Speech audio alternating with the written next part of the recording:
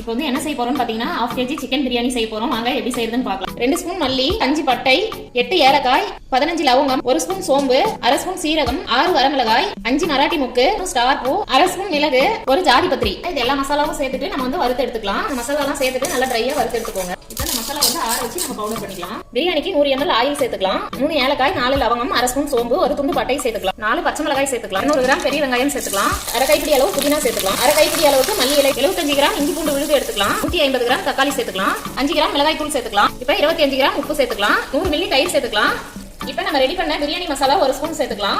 Wash பண்ணி வச்சிருந்தா 1/2 kilo சிக்கனை சேர்த்துக்கலாம். இப்போ 1/2 கிலோ சிக்கன் பிரியாணிக்கு 1 லிட்டர் அளவுக்கு தண்ணி சேர்த்துக்கலாம். பிரியாணிக்கு இன்னைக்கு வந்து நம்ம புல்லட் ரைஸ் போடுறோம். அந்த புல்லட் ரைஸ் பாத்தீங்கன்னா ஒரு 10 நிமிஷம் அளவுக்கு ஊற வச்சிருக்கோம். நல்லா ஊற வச்சுட்டு கழுவிட்டு தண்ணி இல்லாம சுத்தமா வடிச்சிட்டு சேர்த்துக்கோங்க. ரைஸை சேர்த்துட்டு ஒரு 1/2 எலுமிச்சம்பழம் புழிஞ்சு விட்டுக்கலாம். ரைஸ் போட்டுட்டு நல்லா கிண்டி விட்டதும் நம்ம வந்து குக்கர் மூடி போடலாம். இப்போ மேல வந்து கொஞ்சமா நெய் சேர்த்துக்கலாம்.